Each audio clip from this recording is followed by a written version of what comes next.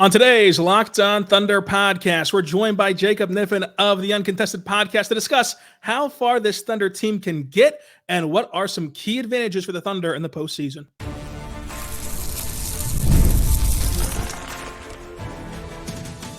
You are Locked On Thunder, your daily Oklahoma City Thunder podcast, part of the Locked On Podcast Network, your team every day.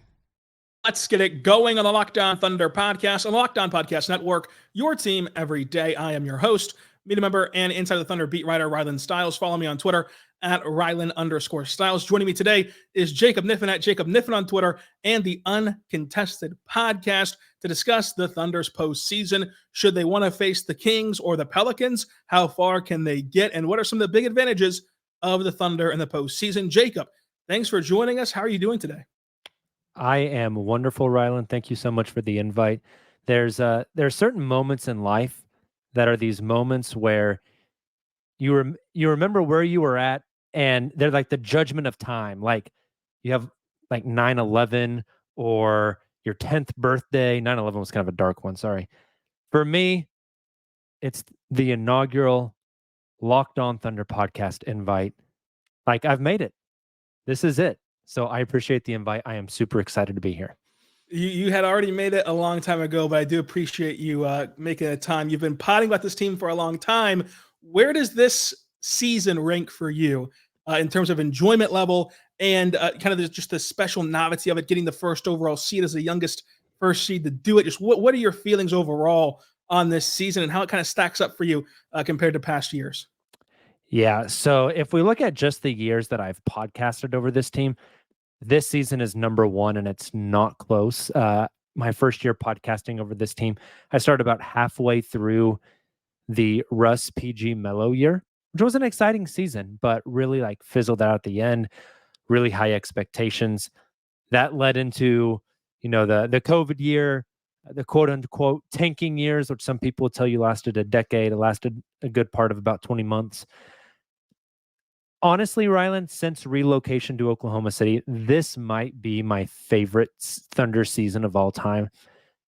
Just the influx of youth, blowing expectations out of the water, the camaraderie of this team, the fact that I get to talk about them on a podcast where in the early years I was just observing as a fan. I think all those things combined, I've talked about this on the Uncontested a few times. This might be my favorite Thunder team of all time. Now, what happens in the playoffs can sway me one way or the other, but this team has been such a joy to watch, to cover. There's a great group of guys. They have a great coach. The camaraderie, all of it has made it such a wonderful season. The theatrics here at the end with them getting the 1 seed and now all of us getting to enjoy watching play in basketball and not having to worry about our team win or lose, just kicking the feet up on the sofa and enjoying basketball this week. All those things combined have made this, I think, arguably my favorite Thunder season of all time. Yeah, I can't really disagree with that. I think as a fan, you can present an interesting discussion here, and then we're going to launch into the play-in tournament. But I think the fans oftentimes, because you're able to live through every possession, live or die, and kind of be in that moment, in your fandom, separating that from what you have to do on your show, which core did you feel better about at this same stage? Does this team feel? How does this team feel different from the early Russ, KD, Harden era as just a fan watching the game and hoping that your team can go all the way, of course? Yeah, for sure. I mean, they had just crazy topside talent way back in the day in the 2012 finals run. This team feels that the top end talent, at least right now, isn't there. I mean, the chance starts never going to get there. That was 3 MVPs, albeit not in their MVP seasons. But the 3 top end guys, but the depth of this team. I mean, Thunder teams from 2010 to 2019 would have killed for this Thunder bench. And the fact that they have this bench plus all of the assets moving forward, all of the draft picks, near $40 million in cap space this summer. Like, I feel like you have to feel better about things this time around. The depth of the talent is there for sure. The experience from the front office is there. They know what being at this point is like and what you have to do once you get here. The first time around, I mean, Sam Presti is a genius. They're kind of just winging it, right? Like you've never been in that situation before. Now you know what it takes. You know how to build out a roster. The top end talent, maybe 90% of what the Russ, KD, James Harden top end was. But when you look at guys 4 through 15, I don't even think you can compare it, honestly. I think, unless we're counting in Dion Waiters, got to respect my GOAT. But besides that, I mean, 4 through 15 is just so much better than it was. And they have the assets to make 4 through 15 even better than what it already is. I think that just sets them up for more success moving forward compared to that first iteration.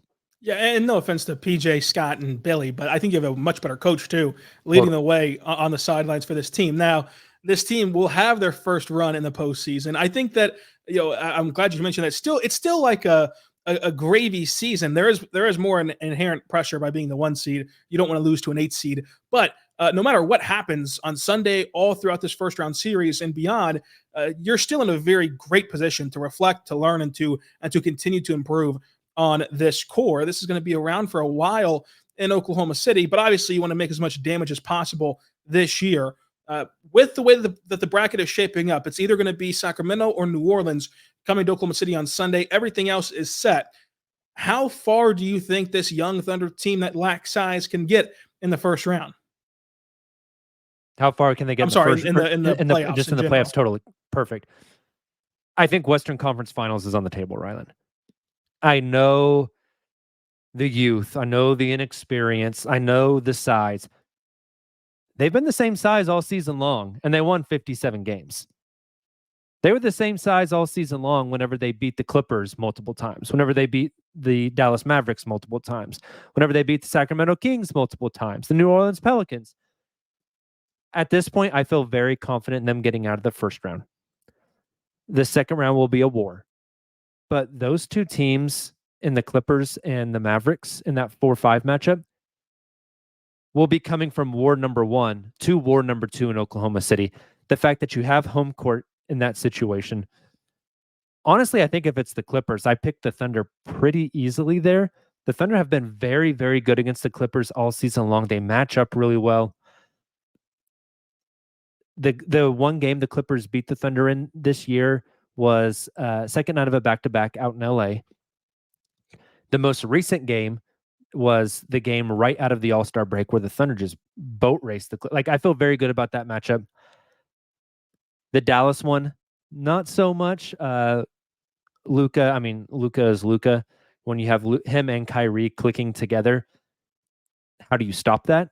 I think the Thunder have some great defenders. I think it still will make it very difficult. The Mavs upgrade in the front court, I think, also poses Oklahoma City some issues. But I could see a Western Conference Finals run for this team. Once we get there, I think that's about where the train stops. Beating Denver would be very, very difficult. That is who I believe will be there in the Western Conference Finals. Beating Denver would be difficult. You have home court still, so a game 7 would be in Oklahoma City. I don't know if it goes 7. So I'm putting my cap, I think, this year on the Western Conference Finals, which if you would have told me this, Rylan, 9 months ago, like we would have taken you to the hospital to get drug tested. It would have been right. Wild. But the path is laid out before them. I think they will be favored in the first round and in the second round of the playoffs. I think there's a legit shot that we are covering Western Conference Finals basketball in Oklahoma City here in a couple of months. Yeah, and I think that this team, maybe we look back on this and it gets clipped and put on Old Takes Exposed, but I think that this team is going to make it out of the first round. Then you go to round 2. I would agree with the Clippers. That's a long time. Round 1, if it goes 7, which I think that series would go, doesn't end until the beginning of May. You really trust Kawhi, Russ, and Paul George to be clicking and fully healthy at the end of May? That's a scary proposition for Clippers fans. And then with the Mavericks, playoff Luka is going to win you a couple games. But you have a couple bad shooting nights from PJ Washington and the supporting cast. And I think that the Thunder have enough star power with Shai, the shot making and burst that you've seen from J-Dub, who's performed like a star at crucial moments this season. Chet has been a big game riser. Giddey's been a big game riser. We'll see if that continues this postseason. You have the distinct coach advantage. Like, just cannot stress that enough for Oklahoma City against Jason Kidd especially.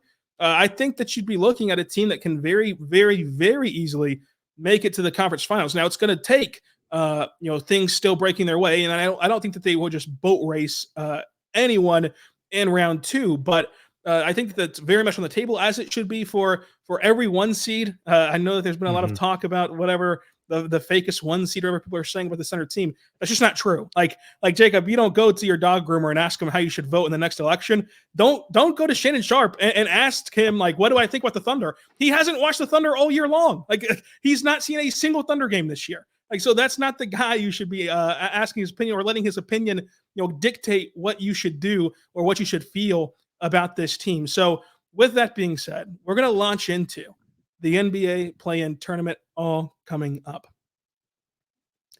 But first, I want to say right now about our good friends over at Monopoly Go. Jacob, you and I, we've been playing some media basketball together a couple of times now. We have a competitive edge about ourselves, and you can let that competitive side fly over there at Monopoly Go. Check it out today. It's a brand new twist on the classic board game.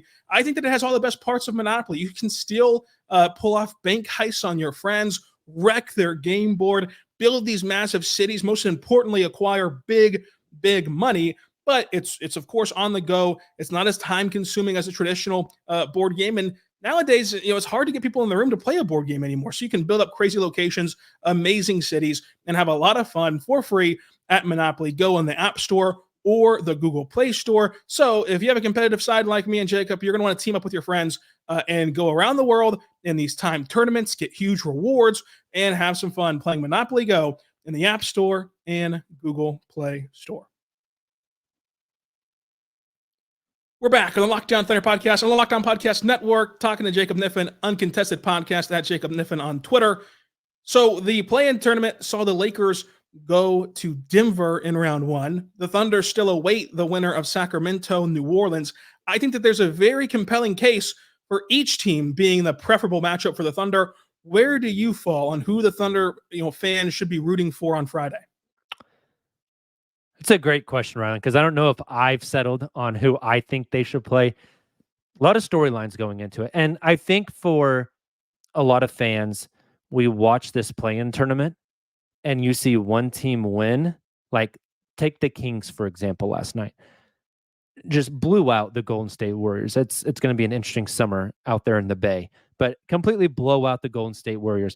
And you watch that Kings team last night and you think, holy cannoli, what are we going to do? Like, if they're hitting shots like this and getting on the break, and Keon Ellis is the best defender God's ever put on earth, like, what I think, and you mentioned this earlier, we get so into the possession by possession, play by play, that I think sometimes we forget to zoom out and look at things from 30,000 feet.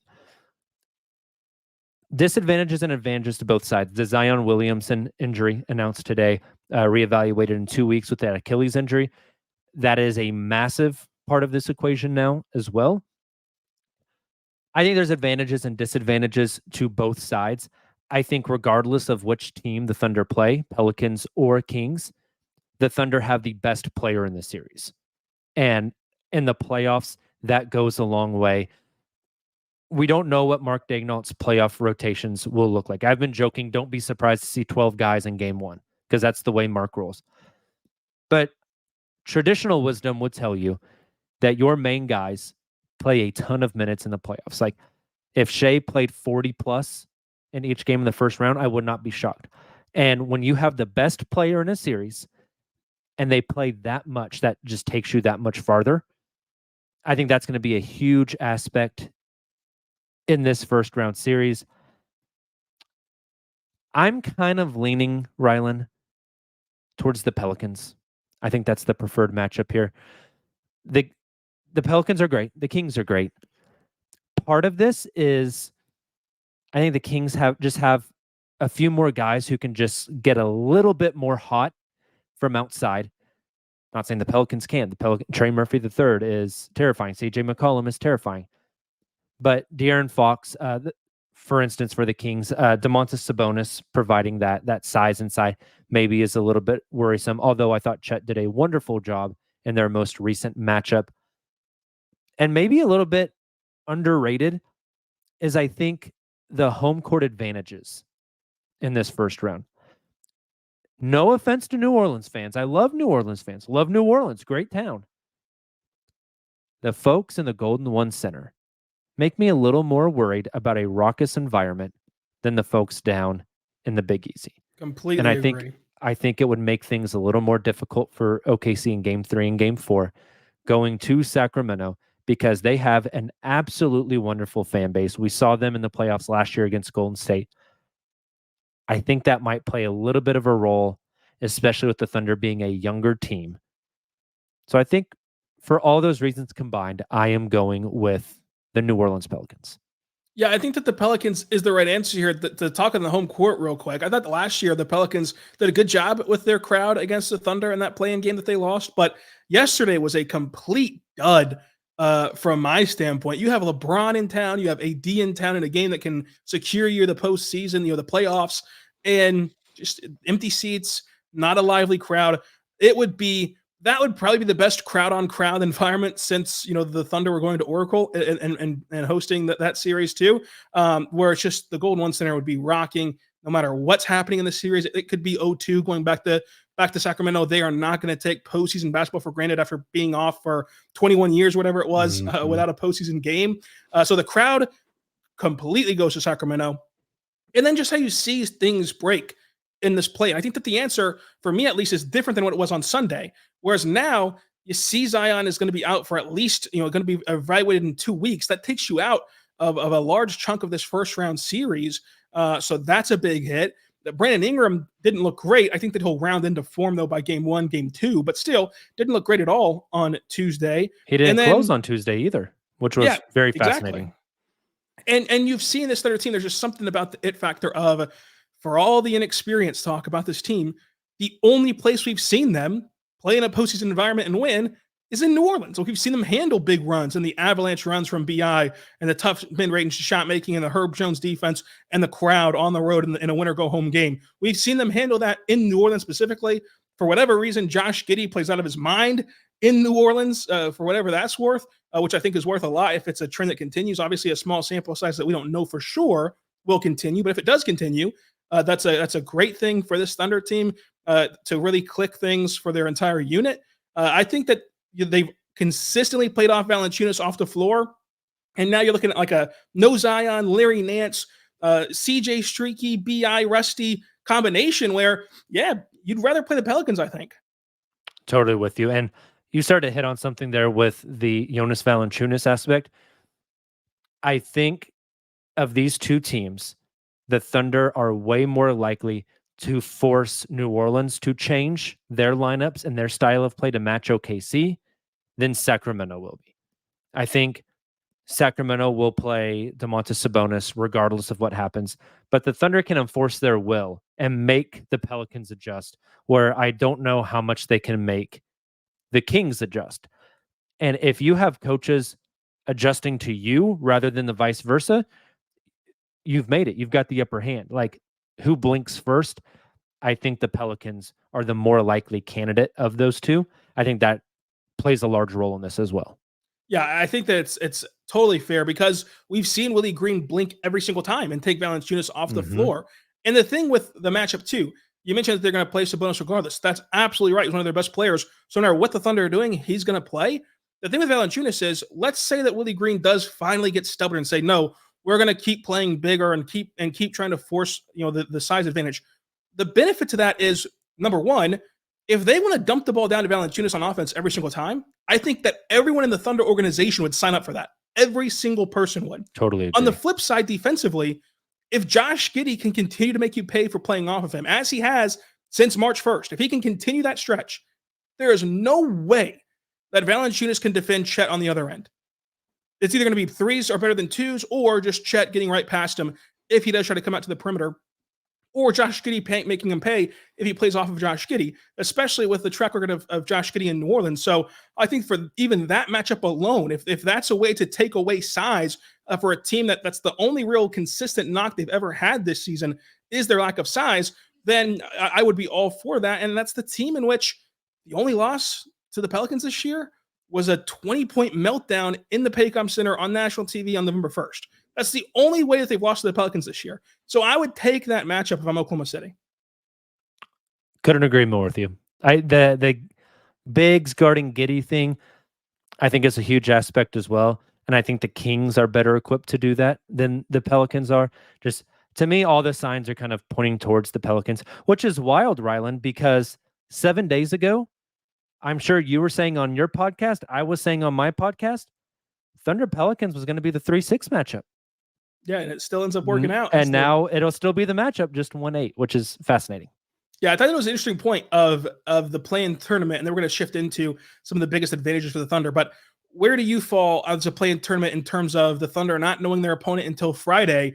Mark had really downplayed that as a disadvantage, kind of saying that, hey, there's disadvantages to it, but there's also advantages of them having to play, them kind of having 2 games where, look, I mean, you never want this to happen, but Zion got hurt in a game in which if they were secure in the 6th seed, he wouldn't have been playing in one of his best career games. So that stuff matters. The exhaustion factor matters of them having to not only play Friday, but then turn around and play Sunday, whoever wins that game on Friday. Whereas the Thunder, sure, they only have 1 day of like true install for whoever their opponent is, but they've gotten all this time off and they've gotten to practice and kind of recharge throughout this week, no matter who they're going to end up playing. But then today he said that it's actually a good thing because you don't have time to overthink. And I think that for a young team specifically, like not having time to overthink is massive. Like they don't know who to game plan for. They don't know who to put all their energy into. And I think if you knew that on Sunday at 5:30, then between Sunday at 5:30 and Sunday at 8:30, you would have thought through every scenario. You would have gone way overboard in terms of your preparation and gone way too far to the other side of things, whereas you don't want to be too prepared or too underprepared. So I thought that's very interesting that for a young coaching staff, for a young team, maybe it's advantageous for them not to know and just have to kind of dive in and cram for the exam on Saturday and regroup on those 2 days off between games 1 and 2. I think that's a great point. That's what they've done all season, right? An NBA season is you play a game and then you scout for a day and then you play another game. So it kind of like fitting back into the flow, which I think is really good. Also, Josh Giddey said recently how much overthinking kind of killed his confidence whenever teams were putting bigs on him. I think that's a wonderful point. I do want to say, though, I feel bad for the Thunder video folks, the scouts, the guys, as you said on a recent podcast, Rylan, burning the midnight oil, staying up all night, who were assigned the Lakers and the Golden State tape. Grinded away, didn't get any sleep, 24 hours nonstop, just to trash all their notes 24 hours later. That is a rough move, but hey, shout out to them for doing the Lord's work. They can now move on to the Pelicans and the Kings. But then I feel bad for whoever covers and does all the video work for one of those teams, and then those videos go in the trash Friday night as well. Yeah, and then the last thing after the play-in tournament, and then I want to get your thoughts on kind of the biggest advantages for the Thunder. I asked Mark about preparing for this, kind of similarly to how he prepares. You prepare for the NCAA tournament, and one of the key differences that I think that whenever you zoom out, it kind of dawns on you like, oh yeah, that is true. There's only 30 NBA teams, so like in the NCAA tournament where you're trying to game plan for teams, you've likely never played these teams before that you're trying to game plan for. They at least have a kind of a shell or like a script of what typically they do against these teams. And then from there, you're tweaking it instead of just creating a whole brand new thing from Friday night to Sunday night for game 1. So that will help as well for this Thunder team. But Jacob, coming up, let's get your thoughts on the biggest advantages for the Thunder this postseason. But first, I want to say right now, my good friends over at FanDuel, check out FanDuel. They're great, and they have everything for you from basketball postseason to the MLB to the NHL postseason. It's all there for you. New customers get $150 in bonus bets guaranteed. That's $150 in bonus bets, win or lose, at FanDuel. You can bet on everything from home runs to slam dunks, all on the app that's safe, secure, and easy to use. And go to FanDuel.com right now /lockedon to make your first bet an automatic win. $150 in bonus bets, win or lose, on your first $5 bet. Go there right now to FanDuel, America's #1 sports book, and a matchup that's very, very, very important for the Thunder, should they survive the first round, as we think that they will, is going to be that Mavericks-Clippers game, where the Mavericks on the road are 1.5-point favorites. Where would you go on that, Jacob? Oh, man. 1.5. Give me the Mavs. I think the Mavs take game 1 pretty handily. I agree. Go check it out at FanDuel.com /lockedon. We're back on the Locked On Thunder podcast on the Locked On Podcast Network, your teams every day. Here with Jacob Kniffen at Jacob Kniffen on Twitter, the Uncontested Podcast. Jacob, a lot of talk this week about what the Thunder can't do, what the Thunder aren't. They're not experienced. They're not sizeful. What is some of the biggest advantages for this team that they actually do possess for Game 1 Sunday and beyond this postseason? So I'm going to go 3 things I think we've already hit on, but reiterating. Number 1, having the best player on the court. In round 1, they will have the best player on the floor with Shai Gilgeous-Alexander. You could argue in round 2, they will have the best player on the floor as well. Some people might want to say Luka if it's the Dallas Mavericks. That's a discussion for a different podcast. I think round 1, they have the best player in the series. That means something. I also think they're going to have the best coach. And I think Mark, armed with time to prep, having an opportunity to bust out some stuff that he hasn't used much. The ATOs, which become so much more like weighted and looked upon in the postseason. All those things, his rotations. I think the Thunder have a decisive advantage in coaching. And Rylan, I think the depth. We always talk about how depth doesn't matter in a playoff series. You're playing your starters more. I disagree. I think depth matters quite a bit in the playoff series, because when Shai goes off the court, and if I think he's the best player in the series, that means maybe you don't have the best player on the court at that time. But I think the Thunder have enough quality depth at quality positions who can do a little bit of everything. Not only are they deep, but their depth is at places where you would want to be deep at. They're not throwing out there, hey, this is a really good defensive-minded center who's only going to score 2 points, but hey, he can defend a pick and roll and drop coverage really well. No, we're talking Isaiah Joe and Aaron Wiggins and Cason Wallace. We're talking guards and wings who can play both sides of the court and make an impact in a multitude of areas rather than just in a specialized area. I think that versatility goes a very long way for the Thunder, not only with the bench, but with just the rotations in general. Kind of a who's got the hot hand on the night. Maybe Josh Giddey closes game 1 and Isaiah Joe closes game 2 and Aaron Wiggins closes game 3. I think their ability to mix and match, because their pieces are so versatile, so deep, and they can give you a little bit of everything. You don't have 1 6th man you have to shut down in the Thunder. It could be someone different every single night. And I think that variability is a very distinct advantage for this team. Yeah, I think that the depth does matter, and it matters in the sense of countering their other wrinkles as well. Like, I don't think that there's a single thing that these teams will be able to throw at the Thunder that they can't handle. Because even if you try to lean totally into going big, and like you try to play like in round 2, Derek Lively and Derek Jones Jr. together, or Derek Lively and whoever together, with the Mavs, the Thunder can play Chet and Jay Will together, as they've shown throughout this season. Whereas maybe Jay Will, depending on the matchup, doesn't play a ton in round 1, or doesn't play a ton, in round 2 if it's a different matchup or whatever the case is. So I think that they'll be willing, and Mark's willingness to maybe have 4 wins in the series to win the series, and all 4 times, like you mentioned, has a different closing lineup because he's not stubborn. And we've seen other coaches really doom themselves and their team because of how stubborn they are. Like, these are my 8 guys. We're rolling with our 8 guys, and whatever happens, happens.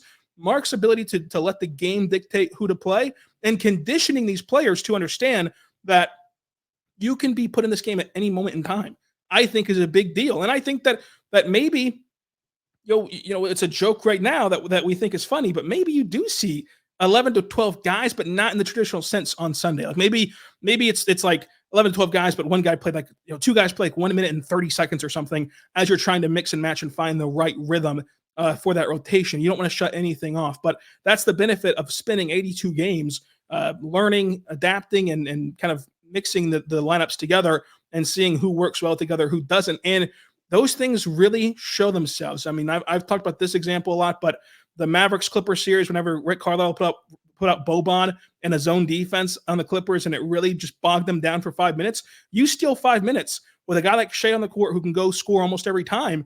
That's a massive swing in a game. And you swing a game, you're almost there to winning a series. So like it's a big, big deal. The Thunder's willingness to change out their rotation.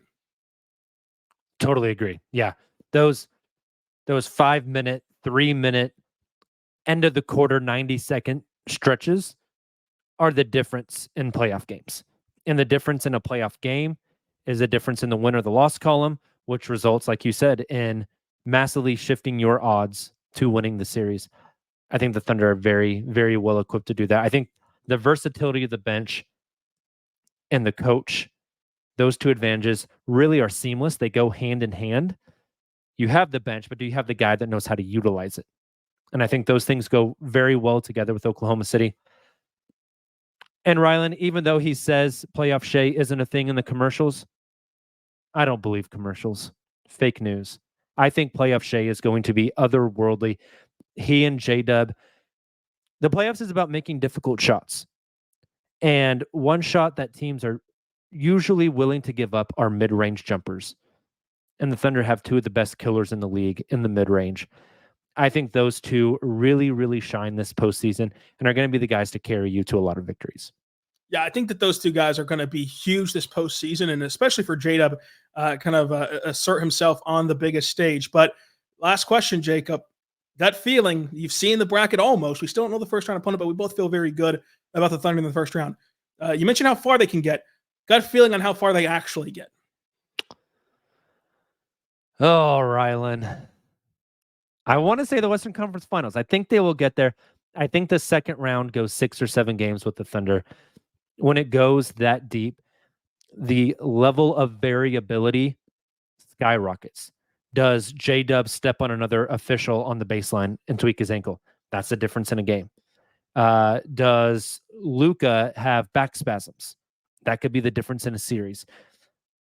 Things get so in the air the longer a series goes because so many different things can change and go wrong. I'm going for it. I'm a homer. I don't care. Give me the Western Conference Finals. Now, once they get there, I think it might be kind of ugly. It might be like a 5-game series. But give me Western Conference Finals. I like the pick. I think that when you're looking at this, it's going to come down to the first round. And that sounds obvious because you got to get out of the first round to get far. But taking care of business, as this team has done all year long against lesser teams or teams that have been riddled with injuries, whatever the case is, if you take care of this first round series in like 5 games, that's massive because I don't see a world in which the Mavericks and Clippers don't go 7 and a hard 7. The history between those two teams and their playoff history together with these two cores, I think that'll go 7 games. So you get the early exit, you get the time off, you get, as you mentioned before, the time for Mark to prepare. You get home court to book in the series. I really feel strongly if the Thunder can do their job in like 5 games and they're waiting there for the winner of the Mavs Clippers, I think that the Thunder will make it to the Western Conference Finals as well. I love it. Jacob, anything else to discuss today or plug, of course, with Uncontested? What do you guys got going on over there? And, of course, on Twitter, at Jacob Kniffen. We're just continuing like every other Thunder podcast, pushing this playoff run. Rylan, it's going to be a blast. I'm sure you've seen it as well, but the Thunder fan base is absolutely fired up. They're chomping at the bit. A lot of them have been very scrappy on these social media streets this week. I kind of love it. J-Dub said it perfectly. Loud City, welcome back. I cannot wait to see what that place looks like Sunday night, game 1, 8:30 p.m. tip. I have a feeling that it is going to be absolutely electric. If you can be there, you will want to be there because I think it will be a game to remember. I got a feeling that we're going to be hearing I got a feeling at the end of the game, Jacob, of game 1. But thanks for joining us again. Check out the Uncontested podcast. Check out Jacob Kniffen on Twitter. And until tomorrow, be good and be good to one another.